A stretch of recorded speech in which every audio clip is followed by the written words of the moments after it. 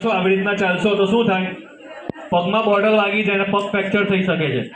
એટલે એને ખભા પર ઉઠાવવાનો. એટલે ખભા પર કઈ રીતના ઉઠાવવાનું તે જોઈ લો. આ રીતે બોટલ ઉઠાવવાનો અને એને ખભા પર મૂકવાનો અને તમારો એક હાથ છે ને તે ફ્રી રહેશે.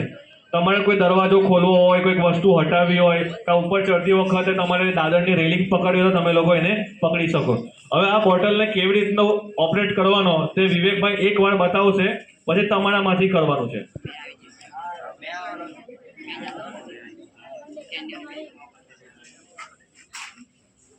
સૌથી પહેલો બોટલ લઈ જવું અને રસ્તામાં કઈ સાધન નડતું હોય કે દરવાજો આવતો હોય, ટેબલ આવતો હોય, હટાવવું હોય તો આપણે શું હોવું જોઈએ? પહેલો આપણે એક હાથ ફ્રી હોવો જોઈએ, બરાબર? હવે બીજું કે વજન બોટલનું વધારે છે એ દૂર લઈ જવાનું છે તો થાક લાગી જાય, બરાબર? તો કઈ જઈને પછી ફાયર ફાઈટિંગ કરી શકે માણસ? થાકી ગયો લાગે તો કરાય ને. એના માટે આપણે પહેલા કમ્પ્લીટ હોવું જોઈએ, બરાબર? તો પહેલા એને ઉઠાવવાની ટેકનિક છે, બરાબર? કઈ રીતે ઉઠાવવાનું છે? એક હેન્ડલ પકડવાનું છે, બીજો હાથથી સપોર્ટ આપી અને ખભે ઉચકી જવાનું, બરાબર? હવે એક હાથ આપણું ફ્રી થઈ ગયું, બરાબર?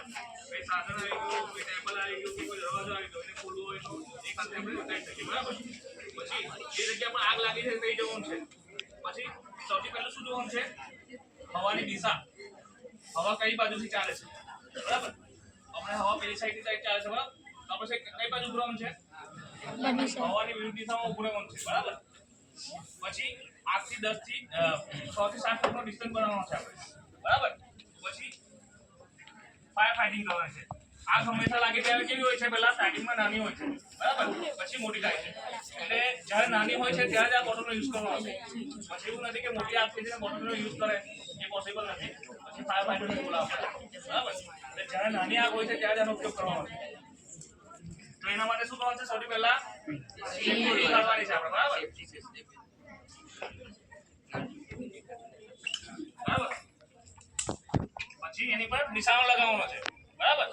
પછી આ લીવર જે એનું છે એને દબાવવાનું છે, પ્રેસ કરવાનું છે, બરાબર? આટલું આપણને